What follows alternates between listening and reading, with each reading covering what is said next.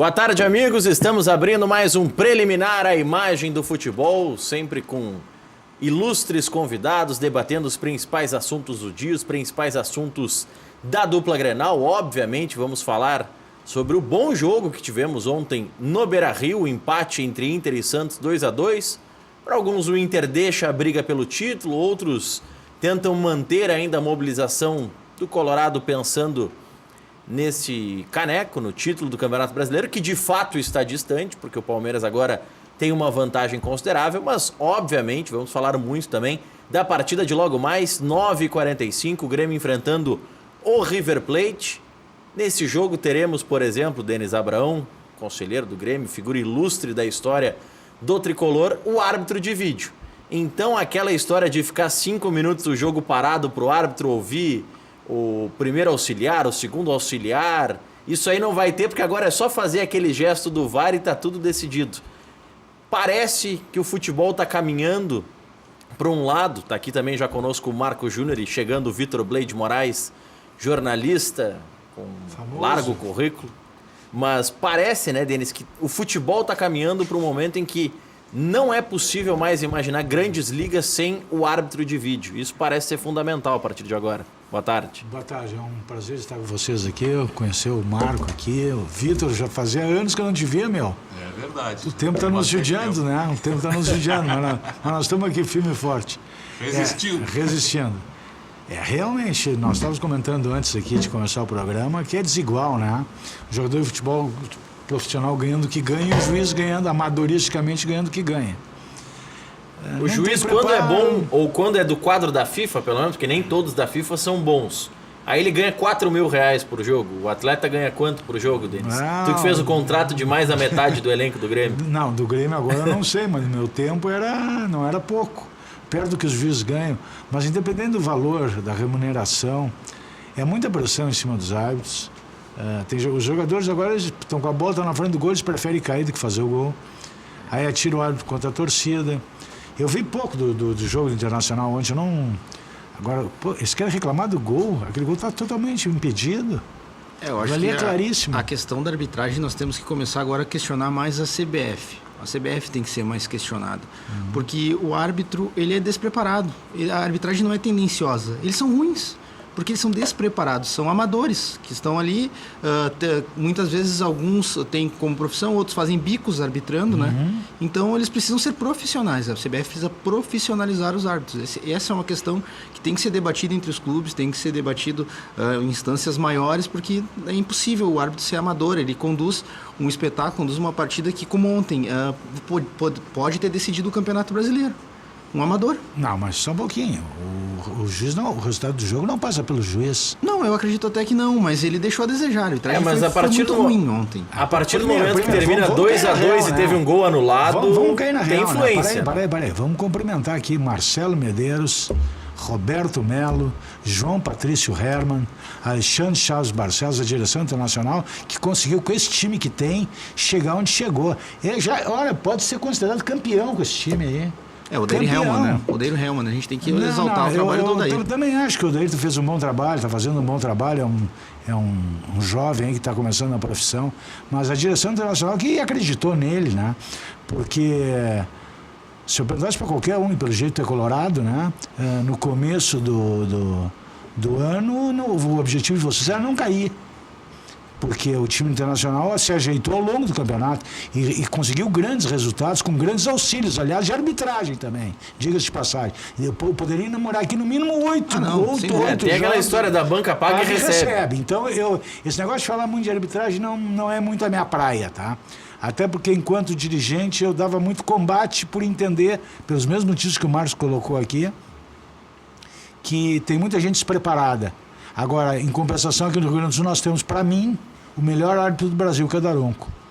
Então, quer dizer, é uma contradição. Agora, eu quero parabenizar a direção internacional pelo time que fez, saindo da segunda divisão e conseguir resultados que nem conseguiu esse ano. Já está com a missão totalmente cumprida. E outra coisa, né?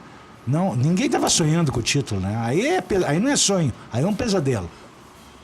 O jogo hoje do Grêmio, Denis, daqui a pouco a gente volta para esse assunto arbitragem, vamos mostrar imagens para tentar definir se a bola tocou no jogador do Santos, se foi o Cuesta que deu o passe nesse lance que acabou gerando toda essa celeuma, toda essa discussão. Só um detalhe antes de nós entrarmos no jogo do Grêmio. Se nós estamos debatendo até agora a dúvida do jogo, A pedirá o arbitragem está árbitro, eximida, né? né? arbitragem Desse tá erro eximida, né? está eximido. Agora, os árbitros, antigamente, eles tinham muito menos recursos, né? Menos auxiliares, não tinha nem câmera, a VAR, né? Nada. Não tinha nada. E Isso é nós bem. tivemos um trio que ficou marcado na época, o trio ABC. Agomar, Barreto e o Cavalheiro de Moraes. É. Então, olha, e também não recebiam fortuna, né? É verdade. É verdade. Então, hoje, com um sistema que tu pode revisar nas câmeras, eu vejo que aqui, às vezes, o árbitro fica meio acanhado de pedir o vídeo. Na Europa é comum. Eu vi um jogo. Mas do aí é campeonato falta de alemão, treinamento. Eu vi um jogo do campeonato alemão que 5 vezes o árbitro foi lá para verificar o que tinha acontecido. Né? Então, e a decisão normalmente é correta, e o público até aplaude a decisão. Eu vi pouco do jogo antes, sabe, Vitor? Eu vi muito pouco do jogo mesmo. Mas depois eu fiquei escutando no rádio. O que mais me chamou a atenção é que eles estavam brabos porque demorou para tomar a decisão. Mas só um pouquinho, os caras estão tentando tomar a melhor decisão possível. Mas, Denis, demorar 6 minutos para tomar uma decisão para ouvir 4 pessoas é muito. Olha o que o Vitor está colocando aqui. Às vezes um árbitro de vídeo, o VAR, na Europa demora muito mais. Não, mas até aí pra foi. tomar Não, decisão. aí no caso que o Vitor levantou, foram 5 intervenções do VAR, mas as intervenções do VAR são rápidas. Sim, só mas um pouquinho, às VAR vezes não tem a jogada às vezes continua, tá lá, continua e tem outra, né? Os jogadores sul-americanos que não param de reclamar, além de se atirar, não param de reclamar o tempo lá. Mas O pessoal vai com mais educação e tal, daí o árbitro se dá conta, pô, mas será que... Aí ele vai lá, bate um remorso O da que cabeça sempre- dele, ele vai lá e pede e corrige sem problema nenhum. O que sempre vem sendo debatido é que o futebol mudou, né? O futebol, todo mundo, é um consenso quase que total de que o futebol mudou. E eu acredito que essa mudança do futebol mais intenso, como ele é hoje, dificulta um pouco mais para a arbitragem também. O senhor citou que antigamente os árbitros eram apenas 3 ou 4, né, com o delegado da partida, e eles conseguiam se virar bem, mas justamente porque o futebol era um pouco mais lento, né? Era mais cadenciado, talvez hoje pela intensidade física e a velocidade do jogo ser um pouco maior, dificulta um pouco mais o trabalho deles. Isso, pode ser, mas eu não acredito, não. Eu acredito Mas que tinha era jogadas muito rápidas, tanto é que jogadores que ficaram consagrados pela rapidez, tipo o Tarciso, Sim, sim, né, sim. o sim. Flecha Negra. Mas hoje em dia é então, muito mais físico, né? A gente é muito mais baseado no físico. Hoje se corre muito mais do que, por exemplo, quando o Edson Arantes do Nascimento acabou em campo demonstrando que era o Rei Pelé. Pelé que hoje está de aniversário, 78 anos, Vai o nosso do rei do abraço. futebol. tem que mandar uma abração pro Pelé. Pelé que... Não teve um jogo do Santos em Porto Alegre no aniversário do Pelé no Olímpico? Eu acho que teve. Teve, né? Eu Que foi acho até teve. recorde Isso, eu acho que teve. público, né? Tem razão. Eu acho que isso é coisa de 68, 67. Eu era muito criança nessa Eu época. não tinha é nem verdade. nascido. É, mas eu era bem criança. Mas Daqui a pouco vocês estão mentindo tanto, daqui a pouco o nariz fica do tamanho do rec, hein? Mas vamos lá, vamos entrar no assunto do Grêmio, jogo decisivo hoje. O Renato despistou na situação do Luan, foi perguntado por um repórter da Argentina ao vivo no programa lá, na TYC Sports. O repórter perguntou pro Renato, vai jogar o Luan? Ele, vai jogar o Luan? Não entendi. E entrou pro ônibus, saiu rindo, todo mundo riu. Esse é um dos grandes mistérios. Denis Abraão, com toda a experiência que tem, com o tanto que conhece do Renato, acha que Luan tem condições de começar a partida ou é uma opção para preocupar os argentinos na segunda etapa, ficando no banco de reservas deles? Vou ser bem específico e definitivo. O Luan, se tiver a mínima condição, tem que entrar em campo, porque esse jogador faz a diferença. Agora, se ele vai jogar ou não, não sei. Eu não sei. Não sei se tem Miguel na história. O Luan é um jogador diferenciado, gente. E o Luan O Brasil só foi campeão das Olimpíadas depois por causa do Luan. Claro. Depois da entrada do Luan no time, tudo se ajustou naquele plantel da seleção brasileira. Dirigido, aliás, pelo Odair Hellmann, Era o um dos auxiliar do auxiliares. Micali. Era auxiliar do Micali. né? Que era um fenômeno naquela seleção, né? E quando entrou o Luan, desequilibrou.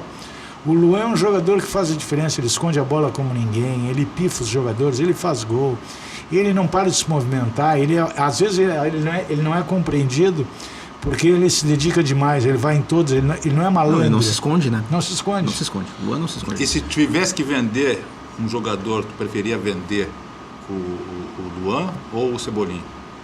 Se tivesse que vender alguém, o Cebolinha não tem como segurar, o Luan não tem mercado. Felizmente, deixa o Luan aqui. Felizmente que eles enxergam outro futebol diferente do meu. O Luan, ano passado na Libertadores, ele realmente desequilibrou. Foi sensacional e foi considerado o melhor jogador da Libertadores. Agora, esse ano eu acho que ele está devendo um pouquinho. Por quem? Porque o Arthur saiu do time. Lógico. Ele tinha. Hoje o primeiro. Mas o Maicon, o primeiro semestre que fez, foi primoroso. Ele jogava, mas ele. Não, mas são funções totalmente diferentes. O Maicon é um jogador que não é de contenção de bola.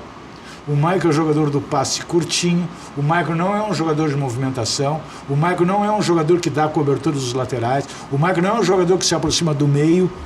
O Maicon é um volante com muita qualidade, mas que não tem esses requisitos que eu observei nesse momento.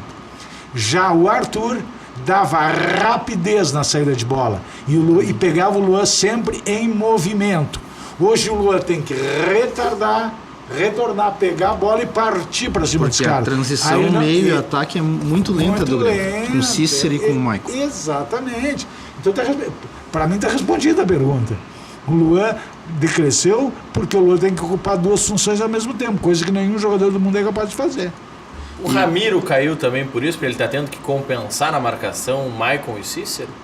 E o Léo Moura, em alguns momentos, ele também teve que compensar? O Edilson, para mim, ele caiu de produção devido à saída do Edilson. O Ramiro caiu de produção devido à saída do Edilson. Também devido à saída do Edilson, mas tua colocação está correta. Eu vejo assim, eu vejo o Ramiro hoje sendo muito mais protetor de lateral. Sim, auxiliar de lateral, do que um jogador de contenção pelo lado direito. Tá entendendo? Ou seja, contenção no lado direito no ataque do Grêmio, não na defesa do Grêmio. Hoje ele está muito mais dando cobertura para as subidas do Léo Moura do que efetivamente fazendo a triangular pelo lado direito do campo. Isso aí. E aí ele decaiu de produção. Ele deve estar com alguma lesão também, que não é coisa pequena. Ele já teve várias lesões. Fora, né? Ele deve jogar com dor. O Luan joga com dor. O Luan já está acostumado a jogar com dor. A prova está que ele sai com fascite plantar, e eu tenho fascite plantar. É terrível. De noite também tem idade, né? O PVC, né?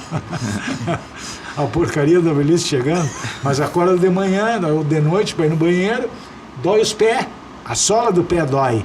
Agora tu imagina um atleta de altíssima performance, que é o Luan, o que não deve sentir de dor durante o jogo. Agora a maioria de jogador profissional joga com dor. O tratamento não resolveu, no teu caso, Denis Abraão, uma fascite plantar? Não, porque eu corri muitos anos, né? E até hoje eu tenho, de vez em quando, eu tenho que dar uma parada. Eu sou maluco por academia. Como eu não posso mais correr, eu tenho que desopilar em algum lugar, então eu vou para academia. Eu faço esteira, mas não corro mais na esteira, porque eu tenho problema de quadril. Eu faço bicicleta, eu faço transporte, eu faço musculação. Eu vou à academia todos os dias, 6 vezes por semana, descanso 1. E aí não tem como o organismo resistir, né? Mas eu prefiro fazer academia do que a psiquiatra.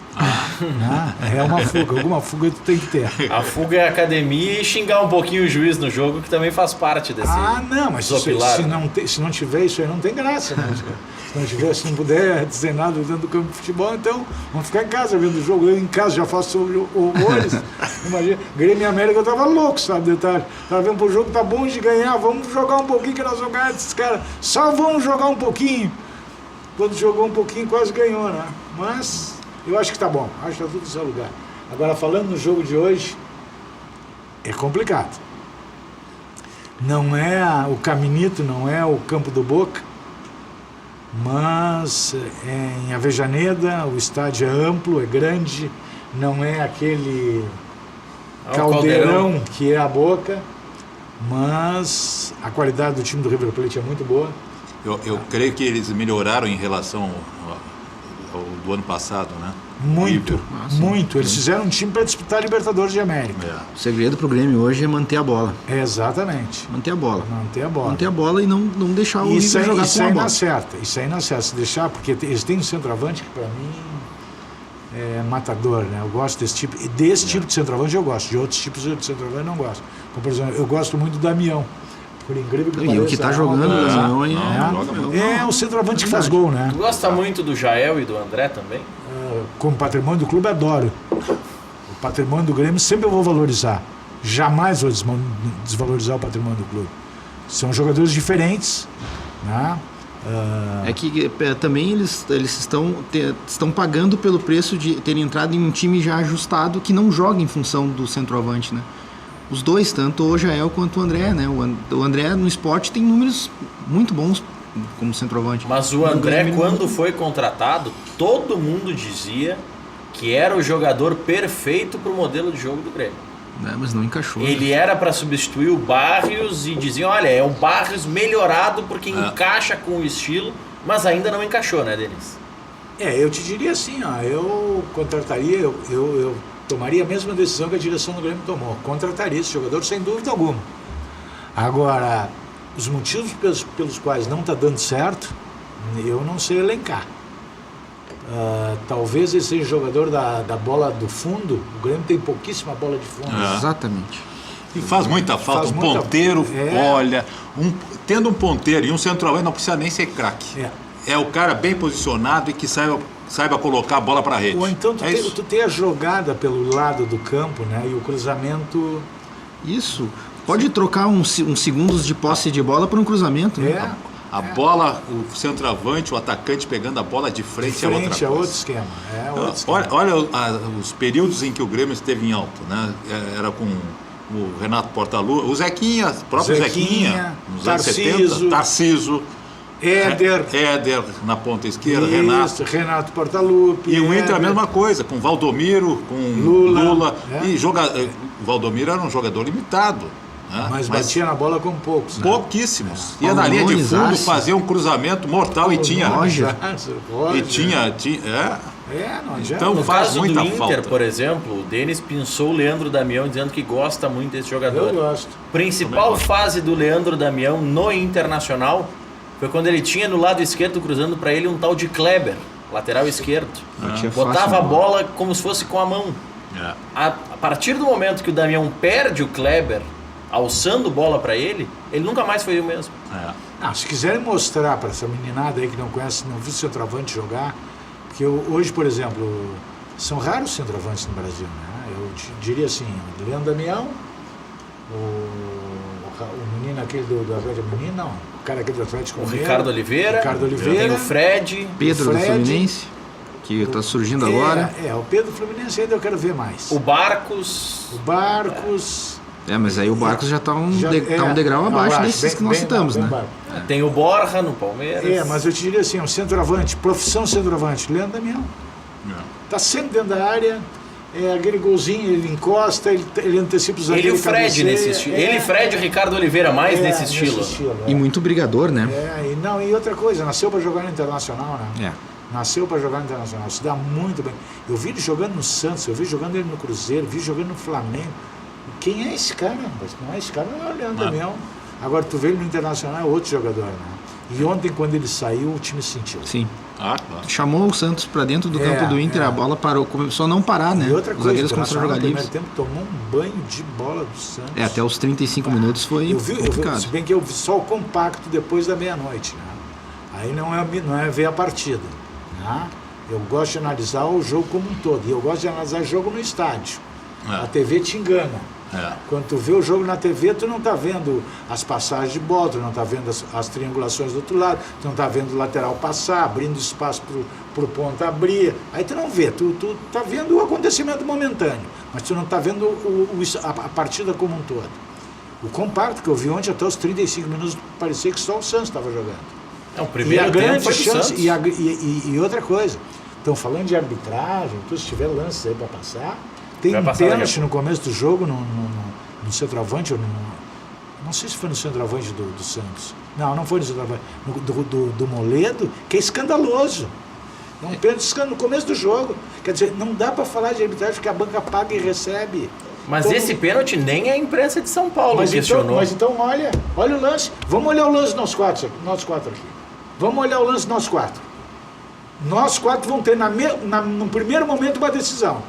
Não vamos precisar ver a segunda vez. E a decisão que nós tivemos ela é verdadeira. Agora, o árbitro não viu? Não sei, pode não ter visto, podia estar encoberto.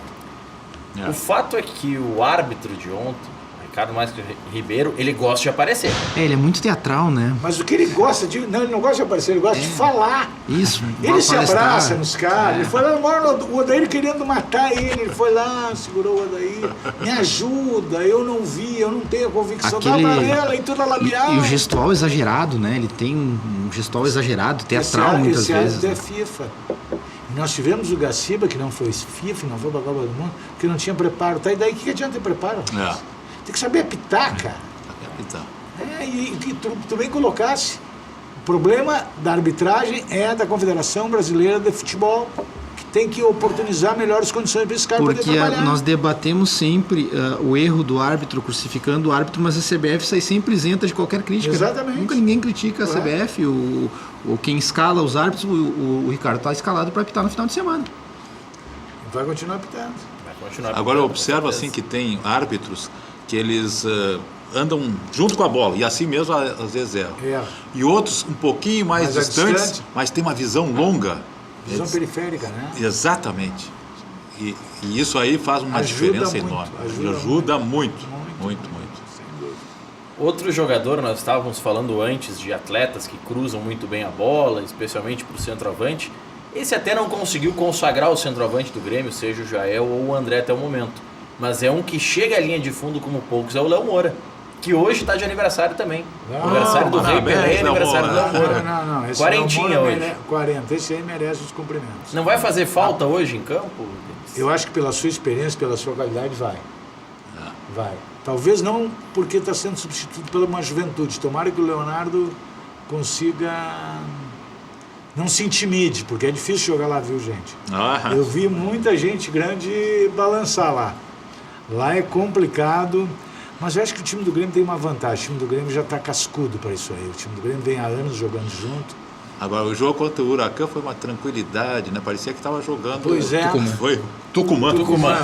Eu também achei, sabe que eu estava em Buenos Aires uma semana antes do jogo, e eu dizia, mas eu vou vir nesse jogo, é Tucumã. Aí quando eu vi, mas não é Tucumã. Não é Huracan, é Tucumã. Se fosse Huracan era do lado, né?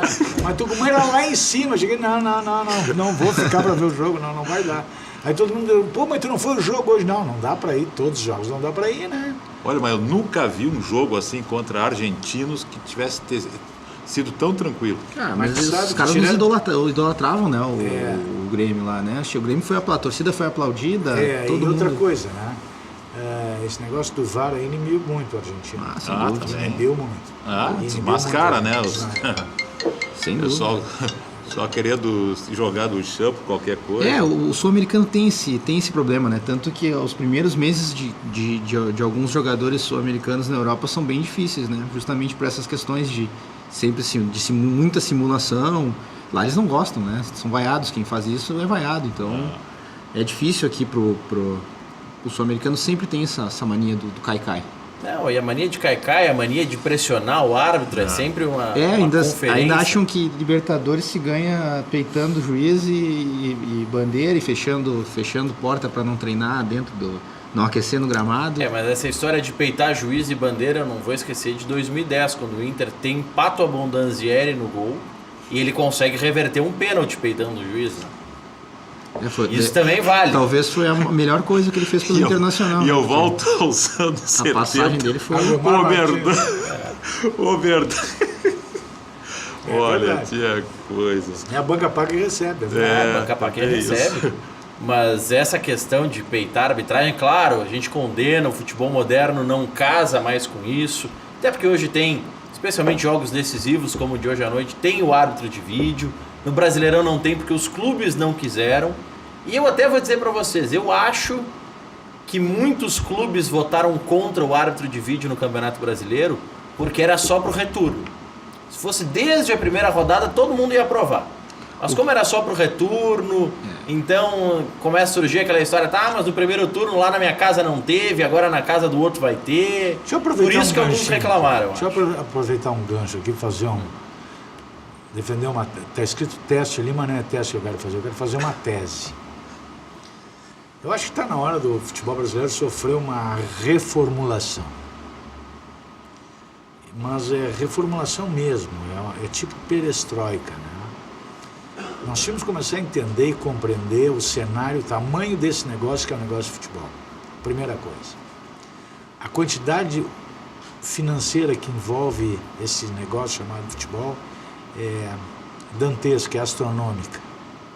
E nós tratamos isso de uma maneira muito amadora. Exatamente. A começar pelos presidentes de federação. O nosso aqui não é remunerado. O dinheiro que ele recebe da CBF, ele repassa para os times do interior do estado. Nenhum dirigente da federação hoje de futebol é remunerado. Os dirigentes de toda e qualquer federação, a não ser do Rio Grande do Sul, todos são remunerados. O que eu acho pela CBF. Pela CBF. O que eu acho absolutamente correto. Agora, você acha correto a CBF remunerar o dirigente, esse dirigente é que vota para definir quem está lá na CBF? Eu não sei se é o mais correto, mas de alguma forma tem que existir. E não existindo outra, e nem oportunizar outra situação, que continue sendo essa. Agora, a questão não passa por aí. Eu acho que a questão passa por um calendário que seja compatível, porque hoje tu paga por ser pequeno e paga por ser grande. Se tu é pequeno, tu não tem receita. Se tu é grande, tu tem 3, 4 competições ao mesmo tempo. Aí tu tem que optar por uma ou 2 ou 3 opções que tu vai te dar mal. Tu vai acabar perdendo tudo. Calendário então, todo desorganizado. Calendário totalmente desorganizado. Árbitros amadores. Dirigentes que se dedicam diuturnamente aos clubes de maneira gratuita. Quer dizer, até quando vão ter esses heróis que são os dirigentes de clubes de futebol hoje? Heróis, verdadeiros heróis. Olha o estado que está o Marcelo Medeiros. Não. Marcelo era um surfista, boa pinta, bababá. Marcelo, eu me encontrei com ele, está branco, bom, mas isso é tradição da família também. Mas está já com pouco cabelo, é um cara novo, jovem, engordou, deve estar num estresse fortíssimo. E vai disputar a reeleição. De amor pelo clube. Vai disputar isso é a amor. reeleição. Eu sei o que é isso. Eu fui 12 anos dirigente do Grêmio. E para sair é um horror. Depois tu sai e diz, quanto tempo eu perdi, ganhei. Na soma dos prós e contras, valeu a pena ser dirigente.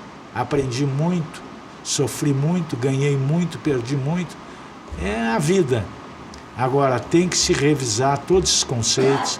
Tem que se revisar a arbitragem, calendário, locais de jogos, estádios, campos de futebol, patrimônio do clube investido em determinados jogadores e esse patrimônio todo investido, os jogadores jogando em campos que não tem a mínima condição, que o jogador pode fazer uma lesão e em 30 segundos todo o investimento sai cair água abaixo. Então nós temos que fazer nós temos que aproveitar que o Brasil está num processo mutacional muito grande e se não mudar vai se ferrar. E nós temos que aproveitar essa onda da mudança e mudar com o futebol também. Mas aí, Denis, a questão lesões, por exemplo, que você citou. O Douglas, que talvez foi uma das lesões mais sérias que o Grêmio teve nos últimos anos, foi num treinamento, em um bom campo de treinamento.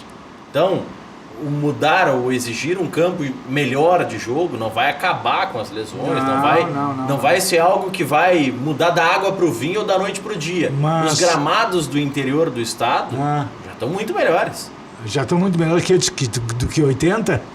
Não, o gramado do... O gramado do Zequinha agora tá trocando. Legal, é muito bom jogar ali no Zequinha. Não, o gramado do Zequinha não é mais aquele. Pô, aquela grama sintética, querido. Não é, mas não é mais. Não, vai continuar. Não mudar. Pô, mas eles estão mudando para um gramado a exemplo do Atlético Paranaense. Da arena do Atlético. Nenhum clube reclama de jogar lá. Eu te diria assim, eu ainda sou da grama convencional. A Fonte Nova vai mudar para essa grama sintética nos próximos anos. Já estão estudando isso. Eles modernizam pelo lado errado. O futebol é gozado, né? Eles modernizam pelo lado errado. Em vez de tapar o estádio, eles estão preocupados com o gramado. Se tu tiver um estádio que tu possa fechar e abrir, não vai ter problema de gramado nunca. No caso da Arena do Atlético Mas a Arena do Atlético é retrátil, tem problema com o gramado. Por isso que eles botaram a sintética. Tem problema no gramado por causa do solo, não foi tratado. Se o solo for tratado, pega a Maristela aqui, a Maristela Kuhn. Essa é craque, essa arruma qualquer estádio. Mas o gramado da Arena, às vezes, dá uma pioradinha, né? Mas deixa essa arena vir pro Grêmio para ver se tudo não vai melhorar. Vocês acham que administrar clube de futebol é uma barbada? Vocês não imaginam que administrar um clube de futebol tem todos os conceitos e preceitos de uma formação em administração de empresas. E até mais. E de pessoas, e mais. né? Não, mas... Incluindo tudo, né? Não. Engloba tudo. Mas vamos lá. Pessoas tu pega na área de recursos humanos na administração. A logística tu pega em administração. A administração do tempo tu pega da administração. A administração de conceito tu pega na administração. Segurança é administração. Organização, planejamento, controle, tudo é marketing, finanças, tudo é administração. Então, administrar um clube de futebol, administrar um evento esportivo é uma arte de administrar uma empresa. O administrador do Grêmio, do Internacional, hoje, ele administra qualquer empresa do mundo. Por quê? Porque ele tem que adotar todas as técnicas e todos os instrumentos disponíveis no mercado para fazer uma gestão. De que clube de futebol ainda tem o fator passional, que uma empresa não tem. Que se deixar de existir, termina o futebol. Denis, deixa eu te fazer uma pergunta. A Arena será definitivamente do Grêmio daqui 15 anos? Não. A Arena será do Grêmio definitivamente a partir do ano que vem, 2019. Garante? Tem informação muito importante. Manchete dos jornais amanhã. Pode ser. A promessa do presidente Romildo é de até o fim do ano que vem 2019, o Grêmio, até o fim de 2019, o Grêmio compra a Arena. A impressão que eu tenho é que o Grêmio ia deixando em banho-maria para daqui a pouco termina o É período. que o Grêmio quer fechar o negócio em patamares bons para ele. O Grêmio sempre tentou resolver, cara. Sim, eu sei. Blaise, eu posso te dizer, Vitor, com toda tranquilidade, o Grêmio não mediu nenhum esforço para comprar a Arena, desde que fosse de acordo com o que havia sido pactuado. Nós só entregamos Aliás, o Olímpico... a OAS e Prefeitura e tudo não fizeram a parte delas, né? Vitor, o último está jogo... acertado já. O último Está jogo acertado? do Grêmio... Está acertado, mas não sai do papel. Não sai do mas papel. é porque O agora último existem jogo do licenças, Grêmio, o último jogo do Grêmio, me ajudem. Grêmio e um Bahia. jogo de noite... Grêmio, um jogo de noite, Libertadores de América. Tucumã. 4-0. Choveu. Eu moro perto do Estádio Olímpico, tá? Eu moro perto do Estádio Olímpico. Eu pego meu amigo Zélio Oxman, que todo mundo conhece. Grande Zelinho. Que Tá nos mora- devendo visita aqui o Zelinho. que mora no Parcão. Eu saí da minha casa, eram 20 para as 8. Eu cheguei na arena 20 para as 10. Uma chuva, choveu muito naquele dia também. Não faz Sim, mal. alaga tudo. Mas E para sair também. é mobilidade é um lamentável a nossa mobilidade urbana. Porto Alegre Pavorosa. virou um caos, gente. Não, mas eu É um cito caos. a É uma chuva esculhambação isso porque é aqui. um caos já seco. Mas É um cai ca- dois perfeito. pingos de chuva, parece que daí é Não, e o conjunto todo que A região da desanda. Arena ainda tem as obras que não foram realizadas, tem as obras que estão sendo realizadas da Ponte do Guaíba. Então, é uma região complicada. Aquilo ali é a anti-administração, a anti-logística. É verdade. Né? Eu fazer passar trabalho. Não, se puder simplificar, vamos esculhambar. Né? Porque, olha, 2 horas, Vitor. Não tem 20 quilômetros, Vitor. Eu demorei 2 horas para chegar no estádio. Isso, Grêmio e muita São gente. Paulo, eu demorei 1h30 para chegar no estádio. Quando cheguei já estava 1-0 para São Paulo. E o Grêmio virou o jogo 2-1. Já estava 1-0 para São Pra ti, Paulo. no campo, foi 2-0 pro Grêmio. 2-0 pro Grêmio, ainda bem, né? Perdeu o primeiro gol, né? Eu não vi o gol do Diego Souza. Depois do intervalo comercial, Denis Abraão com Marco Júnior, Vitor Blade Moraes, nós vamos chegar a um consenso aqui de que time o Renato vai escalar. Será que coloca o Tassiano? O Jael começa a partida ou começa no banco? E o Luan, inicia o jogo ou somente na segunda etapa? Já voltamos.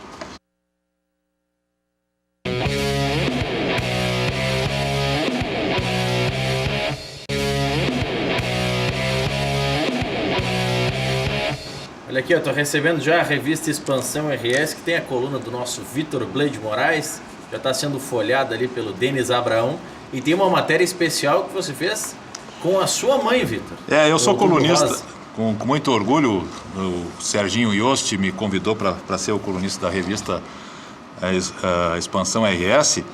E neste mês da prevenção ao câncer de mama, o Outubro Rosa, eu resgatei a história da minha mãe, que com 87 anos Ó, eu vou mostrar aqui na câmera Que 4. Ó, tá categoria. mostrando aqui. Ó. Minha mãe teve câncer e está curada.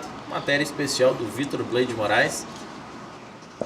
Bela história, né, Vitor? A minha mãe, com 87 anos, já foi diagnosticada com câncer de mama. Daí, muitas pessoas diziam: Vitor, não deixa operar, ela já tem idade, para quê? Para que ela vai sofrer uma cirurgia capaz de nem sair do bloco cirúrgico? E daí, a gente sempre fui muito franco com a minha mãe, disse: mãe, teve um exame que não deu muito bem. Ela disse: foi do seio? É câncer? Eu disse: é um tumor, pequeno. Aí ela disse: o que a gente faz? Eu disse: vamos curar? Sim. Já marquei uma médica, aí depois essa cancerologista indicou uma mastologista maravilhosa, a doutora Maria Ângela Alexandretti, que foi um anjo nas nossas vidas. E a minha mãe hoje está com 96 anos. Que maravilha. Pôde conhecer o seu netinho, João Vitor. Então, é uma história emocionante. Por isso eu digo, realmente, para todos, homens e mulheres, ajudem a fazer avançar a campanha do câncer de mama. E não é só em outubro, é o ano inteiro. Pode ser só o outubro rosa, tem que ser o ano inteiro. O ano inteiro. E para os homens, eu também faço aqui uma parte, que os homens também cuidem-se, deixem do preconceito. O Novembro Azul. E vão partir para o Novembro Azul, fazer os exames necessários. Chega de machismo, chega de machos morrerem sem precisar morrer. é verdade. O João, muito... que escreveu junto a magia da bola de meia, né? É, que o João presenteou Vitor. o Denis Abrão. O João Vitor e eu escrevemos... escrevemos... Com muito carinho isso aqui. esse livro Muito aí que nós escrevemos no ano passado. Ele se entusiasmou e hoje ele escreve já muito melhor do que eu. Desenha espetacularmente bem. Eu te conheci mais ou menos nessa época aqui, Vitor. Foi um pouquinho antes, né? Não, um pouquinho antes. Tinha um cabelão. Eu acho que foi mais ou menos a época que o Vitor tinha a idade do João, assim. Não. Também não era tanto, né? Olha aqui, eu vou repassar rapidamente alguns dos principais destaques de hoje. O Grêmio enfrenta o River Plate, 9h45, no Monumental de Núñez.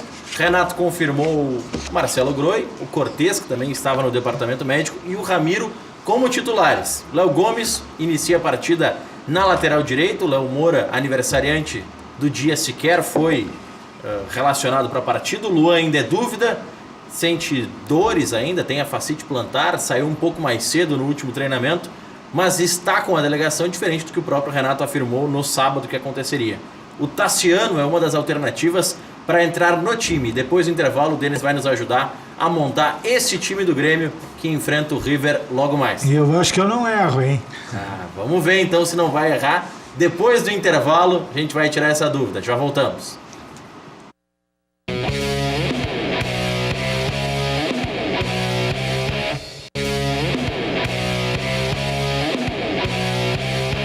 Denis Abrão já está preenchendo ali o time do Grêmio, que ele vai responder daqui a pouco, que é o palpite dele para a partida de logo mais. Nós fizemos menção já ao aniversário do Rei Pelé. Vamos recuperar um dos momentos históricos da carreira do nosso rei, no Gol na Memória, quadro aqui do nosso preliminar. Eu vi o ato falha. Vamos lá, o Gol na Memória. Vitor Blade Moraes, acho que você vai relembrar esse gol. Todo mundo conhece esse gol, Denis, ó. Vamos dar uma olhada. Esse é o Gol 1000. Gol Não meu, podemos deixar é mostrar... as nossas criancinhas. Não podemos... Esse gol não precisa mostrar mais de 2 frames. Goleiro Andrada, né? O goleiro Andrada do Vasco. Vasco.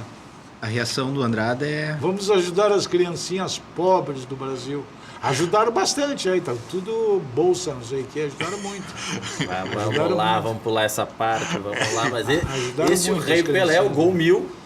Isso é um outro troço que me deixa muito chateado, essas crianças na rua, tia. Tá louco. O Pelé já deu o recado lá na época, mas enfim, a gente sabe como acontece. Aí uma grande confusão. Como é que é o nome do meu canhão? Uma grande confusão depois do jogo. Pois não, Denis? Michel. O pessoal tá com o retorno aqui também ligado, mas nós vimos o Gol 1000 do Pelé. Denis Abrão, você quer manter mais um suspense ou você quer mostrar já o time? Só mais um pouquinho já te mostro. Denis Portaluppi.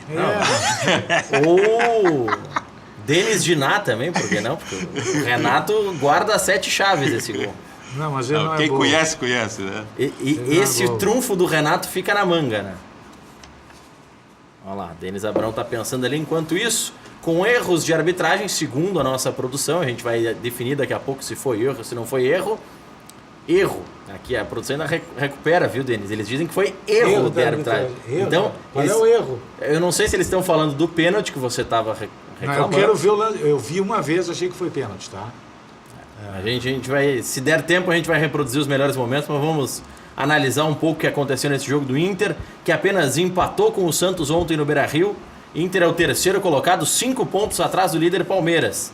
Equipe segue sem derrota dentro do estádio Beira-Rio. Ainda tem 4 partidas em Porto Alegre até o término da competição. O próximo compromisso é no Rio de Janeiro, sexta-feira, com o Vasco. E no sábado tem um confronto direto, Palmeiras e Flamengo. Numa hipótese do Flamengo ganhando essa partida, o Palmeiras seguiria com 62, que é a pontuação atual. O Flamengo, que tem 58, subiria 3 pontos, vai a 61. O Palmeiras, então, tem essa rodada, já tem uma rodada de vantagem em relação aos demais. E o Inter ganhando na sexta-feira vai a 60, porque hoje tem 57. Então, eu acho que é um tanto quanto precipitado dizer que o título já foi. Ainda tem chances o Inter ou não, Vitor Ableide Moraes? Eu acredito que sim, né? Mas vai depender muito da rodada do fim de semana, né? Se o Inter não vence o Vasco e o Palmeiras ganha do Flamengo, tá pelada a coruja. A minha opinião é essa. Marco Júnior, o que você acha dessa projeção de título? Não, acredito que o campeonato está em aberto ainda. Até devido à disputa da Libertadores, o Palmeiras talvez utilize alguma equipe alternativa. E o Flamengo é o Flamengo, né? O Flamengo joga um jogo maravilhosamente bem. No próximo ele tropeça, a torcida já começa a fazer pressão e tudo desanda. Então, para o Inter, o título ainda é bem viável.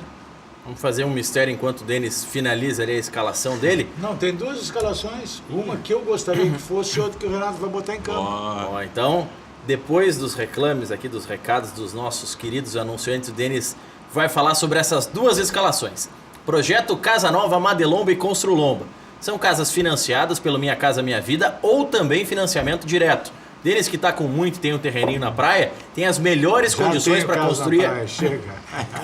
Tem as melhores condições para você construir a casa dos seus sonhos e um valor que cabe no seu bolso. São casas de extrema qualidade na Grande Porto Alegre e no litoral. Mais informações no 3596-1048 ou plantão de vendas 986317709. Fala com o Fernando.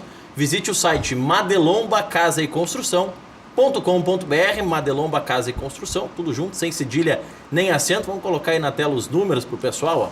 3596-1048 ou 98631-7709, Madelomba Casa e Construção.com.br. Uma casa mais bonita que a outra, tem casas de alvenaria, casas de madeira. Você escolhe aqui, encaixa com o seu terreno e cabe no seu orçamento. Cachorro Quente do R, o original, em frente ao Colégio Rosário, desde 1962, conquistando os clientes com o atendimento pessoal e o inigualável molho. Atende diariamente das 11 da manhã à meia-noite. Não tem franquias ou filiais. Cachorro Quente do R, o mais tradicional de Porto Alegre. Padaria Laúde, faça o seu encontro de negócios ou confraternização na Padaria Laúde. Espaço para reuniões com até 20 pessoas. Confira também vasta linha de produtos com receitas exclusivas. Padaria Laúde, ali na Assis Brasil 641, encomendas 3362-2020. FAC Materiais de Construção, sua reforma do alicerce ao telhado. Televendas 3466-6133, facchi.com.br. O melhor custo-benefício para você construir aqui em Canoas com o seu Wilson e o material de primeira linha da FAC Materiais de Construção. A sua escalação ou a escalação do Renato? Qual o primeiro, Denis Abrão? A minha vontade, Marcelo, Leonardo, Jeromel, Kahneman e Cortez. Leonardo, você fala o Moro ou o Gomes? Não, Leonardo Gomes. O Léo Gomes. O Leonardo não pode jogar, nem viajou. O Léo Moura nem foi. Nem viajou. Maicon, Ramiro, Cícero e o Mateuzinho. Alisson e Luan. Esse é o time que eu gostaria que entrasse em campo. No meio pra frente é Maicon, Ramiro, Cícero, Mateuzinho, Alisson e Luan. Alisson é um bom time. Meio de campo mais encorpado, Mas, né? não, e outra coisa, nós vamos ter a bola. Isso aí. Com esses jogadores aqui, nós vamos ter posse de bola, nós precisamos ter posse de bola. Não podemos ser atacados e ser encurralado. E nós temos que ter a saída. Como é que se sai assim? Se sai com qualidade, trabalhando a bola. Fica com a posse da bola, eles enlouquecem. E vão começar a bater. E agora tem VAR. E a torcida começa a... Agora o Renato E o time não. do Renato? O time do Renato a defesa é a mesma. Maicon, Ramiro, Cícero e o Tassiano. Aí ele vai botar o Luan e vai botar na frente O Jael. O Jael. Tu acha que ele tira o Alisson do time? Tira. Mas aí quem vai fazer o corredor pelo lado direito? Ele vai liberar os laterais, porque ele vai jogar povoando no meio de campo. É bem característica do Renato. Mas eu concordo contigo, o Alisson ali na frente dá velocidade. Dá velocidade. Daí preocupa a defesa, Claro. senão vai ser aquele Ele e o sufoco Luan permanente. flutuando. Olha o que aconteceu no jogo do Santos ontem. Pelo compacto que eu vi. Eu queria ter visto aquele jogo, porque eu sabia que ia ser um bom jogo. Não vai dar tempo de a gente mostrar o compacto inteiro. A gente vai mostrar no Cadeira Cativa a partir das 19 horas. Mas tem um lance polêmico. Tem cada pra gente vez. analisar. Eu sou fã de centroavante, tá? Qualquer time que eu fizer vai ter 3, 4 centroavantes. Aliás, quando eu fui dirigente de futebol, meus times tinham uns 5, 6 centroavantes. E eu, quando eu estava azar, eu vou errar, mas vou acertar. Não interessa quantos é. Agora, hoje, cada vez mais aquele centroavante, Aipim, está com os dias contados. É. Porque ele facilita a marcação. O jogador que flutua dificulta a marcação. O sucesso do Grêmio ano passado chama-se Arthur e Luan, porque ambos flutuavam. O Luan atrás dos volantes e o Arthur na frente dos volantes. Eles não sabiam quem pegar primeiro. Tá entendendo? Esse foi o grande sucesso do Grêmio ano passado. E esse ano a dificuldade do Luan, que nós estávamos comentando aqui, é essa. Que ele tem que flutuar atrás e na frente, não tem como fazer isso. Eu acho, concordo com a estrutura de meio campo, com Maicon, Ramiro, Cícero e Tassiano. Eu acho que joga o Alisson e ou Jael ou Luan. Acho que um dos dois, ele não vai colocar os dois. Chute, palpite. Tomara, tu tem razão. Se o Renato assistir o jogo contra o Independiente, ele vai ver que o Jael vai ser importante, porque a zaga do Pra segurar a zaga. Independiente, além de ser lenta, joga em linha. A zaga do River. Isso, do River. Joga em linha e é muito lenta. E contra o Independiente, o River teve muita dificuldade quando o centroavante do Independiente encostou na zaga. Marcos, eu concordaria contigo se nós tivéssemos uma saída de bola rápida para pegar o contra-ataque. Tem Nós isso. não temos. Exatamente. Se tivesse o Everton, isso tava... Bom, aí estava resolvido o problema, porque eles são lentos, mas sabem jogar futebol. Eles vão no atalho, eles encurtam a distância entre os dois volantes e os dois zagueiros. Pode ver que jogam quase colados. Sim, a linha eles sempre bem encurtam. compacta. Isso, eles jogam compactado, né? Esse jogo é difícil, muito Mas difícil. tem que sair vivo de lá para chegar aqui na arena e... Eu te diria assim, eu O acredito... que é sair vivo de lá, Denis? 1-1 é bom, 2-1 para eles é bom, 1-0 é goleada para nós. 2-0, então, pode preparar as faixas. Denis Abrão, a gente vai analisar agora o lance do gol, impedido ou não impedido.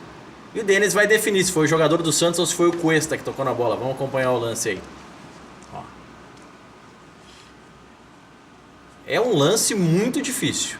O árbitro demorou 5 é minutos. difícil, o árbitro tá... Ó, olha só. nesse ângulo- Olha só. Quem é que bate na bola? Nesse ângulo, eu acho que foi o jogador do Santos. Claro que não, cara. Olha ali, olha o pé do digo- zagueiro. Eu acho que foi o jogador do Santos e a gente pode recuperar o lance. Olha ali o pé do zagueiro. Olha o pé do zagueiro. O pé do Cuesta tá atrás e a bola sai exatamente na direção que estava virado o atleta do Santos. A bola segue na direção em que ele tentou bater. Eu vi no compacto hoje, eu tenho a impressão nítida que eles dividem a bola e a bola bate por último no zagueiro. Agora, o que ninguém falou, né? Tirando a polêmica do lance A se falta. foi ou não. Não. O gol que o Damião ia marcar, né? Porque era um gol de extrema dificuldade. O gol que ele marcou foi Sim. qualidade incrível. Exatamente. É, ele nasceu pra jogar extrema em dança, dificuldade. Vitor Blade Moraes, tocou em quem essa bola? Puxa, eu tô com dificuldade. Tá muito difícil. Isso aí tem que isentar o árbitro. tem que isentar o árbitro. É muito difícil. O que me chamou a atenção, se puder, coloca o lance de novo no ponto aí, Bruno, só pra gente E analisar o um pênalti, detalhe. não vou mostrar? Um detalhe interessante, o pênalti tá no compacto completo, que infelizmente nós temos 1 minuto e meio de programa, não vai ter tempo Tem de... que aumentar esse programa. Tu convida a gente a vir até aqui para programa de meia hora, não dá, O cara. programa tem 55 Mas passou minutos. tão rápido, deve ter sido bem conduzido. O árbitro da partida, o Ricardo Marques Ribeiro, é o que está mais próximo do lance. o auxiliar atrás do gol também está bem posicionado. Só que chama a atenção que ele foi ouvir o quarto árbitro e o bandeirinha do outro lado.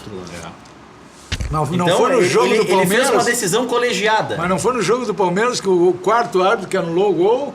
Sim, o quarto árbitro que marcou o toque pênalti. de mão. Agora, só um pouquinho, gente. Eu não sei, esse cara deu problema de visão. No primeiro momento eu vi que a gente tinha dado um soco na bola, tia. E o engraçado foi a entrevista do Edinho. Ele não contestou que tocou na bola. Ele contestou que... mas o árbitro estava errando e não deixaram ele errar. Alegando que tinha interferência externa. Denis, você disse que como o Grêmio sai vivo, mas qual que é o resultado de hoje? Palpite pro jogo. Jogo hoje? 1-1.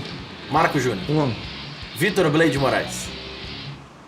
1-0 pro Grêmio. Ai, Vitor. Eu acho que vai terminar 2-1 pro River e o Grêmio volta mais do que vivo para decidir em Porto Alegre. Obrigado, Denis, Vitor Blade Moraes, Marco Júnior. Às 19 horas tem o Cadeira Cativa. Boa tarde.